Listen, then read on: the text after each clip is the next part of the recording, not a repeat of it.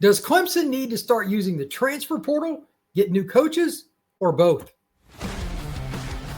Locked On presents The Portal, the daily podcast covering college football recruiting and everything NIL.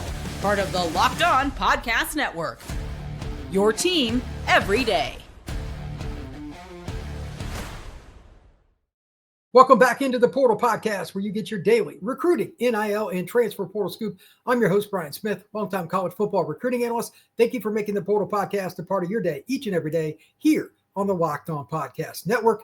And we're going to be talking about the Clemson Tigers. If you take nothing else from this podcast, note the following. Clemson has a transfer portal problem, and it surprisingly appears to have a coaching problem. Fixing this will not be easy. It is going to be a very uncomfortable transition for Dabo, or they can fade into the abyss. Here's my take. Number one, you only had 4 transfers this past year, and you obviously have deficiencies. Linebacker, top of the board, Wood-Az, some of those guys are good. How much depth do you have? Running back, you moved a wide receiver to running back at the last minute just to have a starter. You've got to do better than that. Defensive secondary was shredded by Syracuse in your 34-21 loss. You can't tell me you couldn't have gotten a couple of DBs out of the portal to at least help. And then finally, just playmakers. Somebody else maybe on the defensive line to help, Peter Woods, etc. I don't know, but they should have at least investigated more from the portal. Secondarily, obviously this coaching staff has some really impressive people on it. I don't know what the problem is for Cade Klubnik, but I don't think he gets Garrett Riley's system that well. Of course, that is not a good thing when you've got a senior, and he's been in this system multiple years, but that appears to be a problem. Offensive line, same deal. Juniors, seniors, fifth-year seniors. Matt Luke is a renowned offensive line coach, but they're not that physical. Why aren't they getting it? Defensively, teams are running right at them, and I had a friend who covers Syracuse. Jackson Holzer, Locked On Syracuse, he texted me during the show or during the game, hey, we could move UConn off the ball. Now we're moving Clemson off the ball. Think about that. The coaching is not mixing with the talent, so they probably need an overhaul in a lot of ways. And then I wrote down 3 things here, just as a note. Effort, belief, and chemistry. I put a question mark next to all 3 of those. Effort, belief, and chemistry. Looking at the stats, it's hard to believe that this team has any of those ingredients across the board. Individual players, sure. But did they get the right guys on the roster to mix not only with each other, but with the coaching staff? No. They need changes in how they attack the transfer portal, and they need changes, as much as Dabo doesn't like it because he's not a fan of change, probably with their staff. I don't think it's necessarily they have bad coaches, but this mix is not working. You watched that game at all, even just for parts of it, if you're scanning and watching other games, there was no point where you said, you know what, Clemson looks like the more aggressive, more physically and mentally ready to play football team. Clemson, they're 1-3, and they were close to 0-4 as Troy was up on them in Death Valley 16-0. Clemson has a culture problem that is coming out of nowhere. I thought they had probably the best culture in college football entering this season. Maybe it's still pretty good, but there's no chemistry. Those are usually pretty closely related, though. Chemistry and culture kind of go together. So, yes, Clemson absolutely needs to hit the portal, and they absolutely need to at least investigate changing their staff around. That's probably not a very friendly answer, and one Dabo would push back on because he's the most stubborn guy in college football, but 1-3 is 1-3. And they just didn't look the part. They were down the whole game. Like, they just did not look like a team that was ready, and I've got the stats to back it up. I'll go into my predictions after the break with regards to which players and positions they need to really kind of go after. But here are a few stats. First quarter, they were outgained 195-80. So obviously in the first quarter, they weren't mentally ready on defense. Yeah, Syracuse has a good offense. Steve Angeli tore them apart. And by the way, Godspeed, it looks like I think he tore his Achilles in that game. but they came out and just shredded them. They also didn't really let off the gas. They had over 100 yards in the second quarter, 108 and 104. So Syracuse just kept pushing the pile forward and constantly hitting them. 11 first downs in the first quarter, 7 in the second, and 3 in the third. By that point, they were on cruise control. So they had 21 first downs going into the fourth quarter. Points, 10 points for Syracuse, then 14, then 10. Every quarter, they were consistent. Clemson never adjusted. Then just looking at third downs, Clemson scored 34 points and really didn't do anything in the fourth quarter. And yet, in the first 3 quarters combined, they were 1 for 9 on third downs. 1 for 9. So you said, Brian, how is that possible? It's real simple. Explosive plays. It's a combination of mental errors by the Clemson defense, for sure, poor tackling, not mentally ready, and Syracuse kicking their butt at the line of scrimmage. Syracuse is not a running team at all. Their biggest question mark coming into this season, don't take it from me, take it from Jackson Holzer, who runs Locked On Syracuse, who's a Syracuse grad and who is a diehard. He told me flat out it was O-line. And again, they couldn't push UConn around, yet they pushed Clemson around. That's not a good sign. That is not a good sign. So here are a couple of notes. For the game, Syracuse scored 34 points despite being 3 of 15 on third down. But for explosive plays, they had 6 of them that went for 15 or more yards, including a bomb. And they also had rushing plays of 10 or more yards 6 times. A team that does not run the ball well. It does not have a mobile quarterback. They just ran it right at the Clemson Tigers. That is a big problem. When we come back, I'm going to give my take on the best way for the Tigers to fix this. Dabo's not going to like it, but it's time for the truth. That is next here on the Portal Podcast.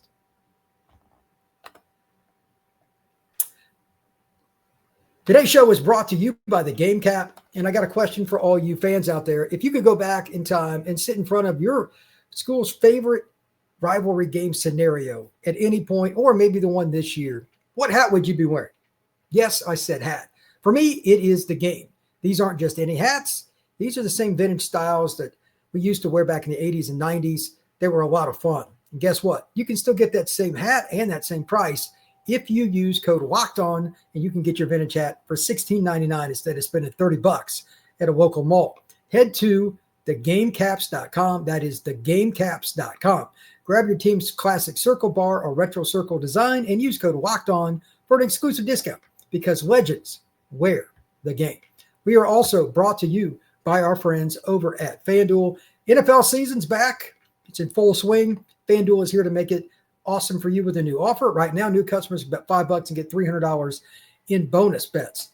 You can use it across the app, or you can use it on your computer on FanDuel.com. Either way. And if you want to bet on player props, if you want to bet on halftime scores, over-unders, or anything else, that first $5 bet can get you $300 to do that. So you're ready to play? Download the app and create an account and visit FanDuel.com to get started. That's FanDuel.com to place your first $5 bet. And we are also brought to you by our friends over at Square. If you do not support your local community, you're not doing yourself any favors or anything else, and Square is here to help you do that.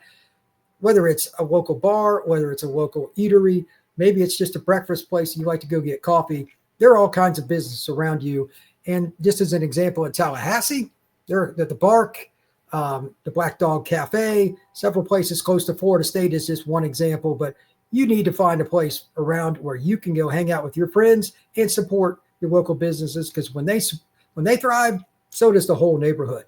I've been doing this for years. I love to go to the local places, especially to eat breakfast. That's kind of my thing.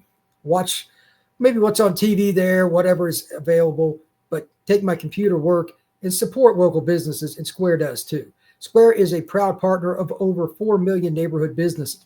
You can go to square.com/go/LockedOnCollege to learn more. But before you do, go support your favorite neighborhood, whatever one it is, whatever place. It could be anything, but make sure you do support your local neighborhood.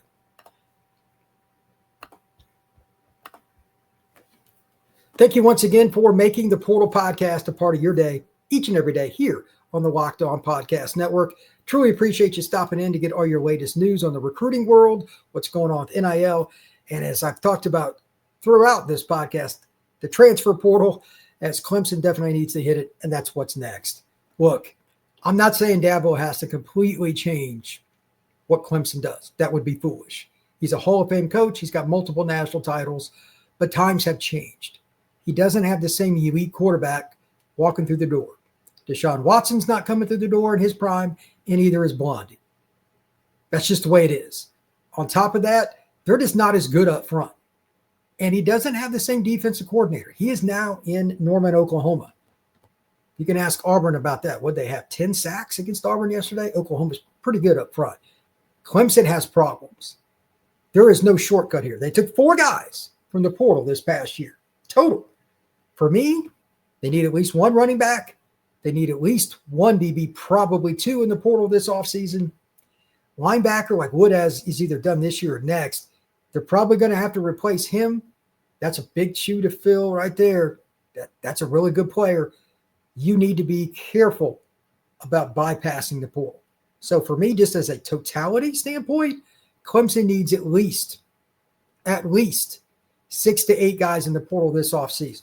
Selective, by all means. Got to fit the culture, needs to blend in with the campus, all that. That never changes.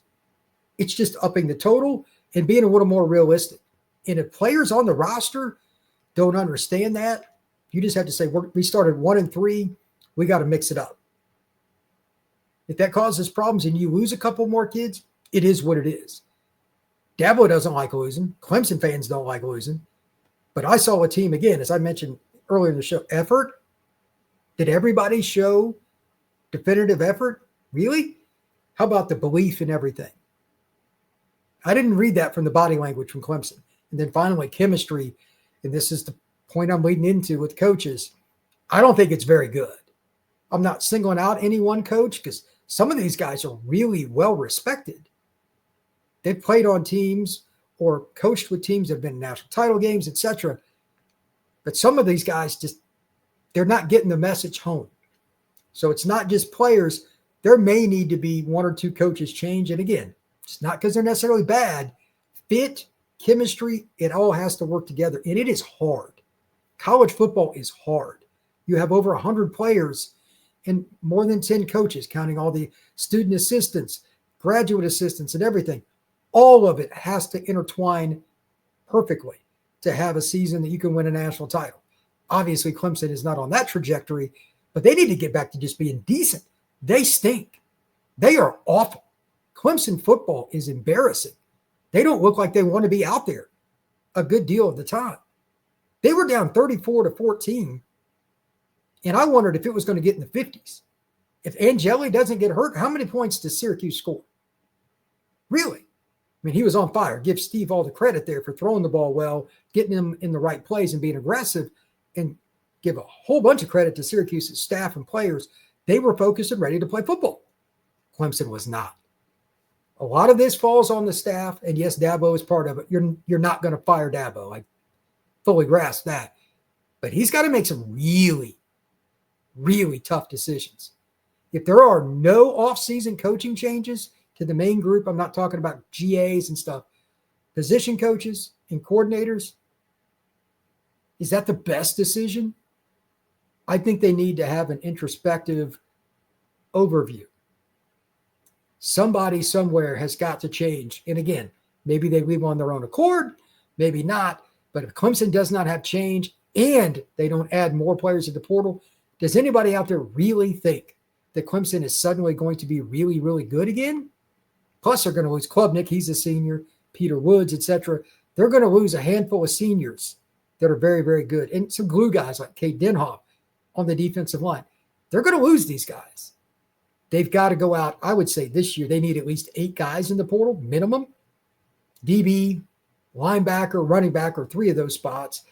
And with like guys like Peter Woods leaving, TJ Parker, you probably need to get at least 1 defensive lineman.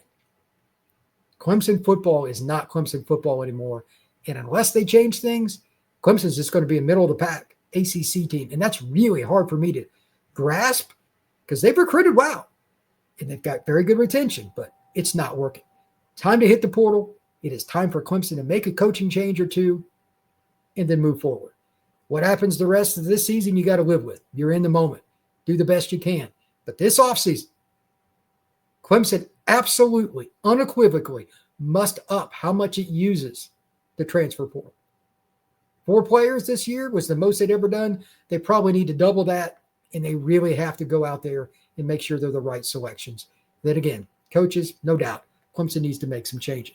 Thank you once again for making the Portal Podcast a part of your day each and every day here on the Locked On Podcast Network. We will see you again soon.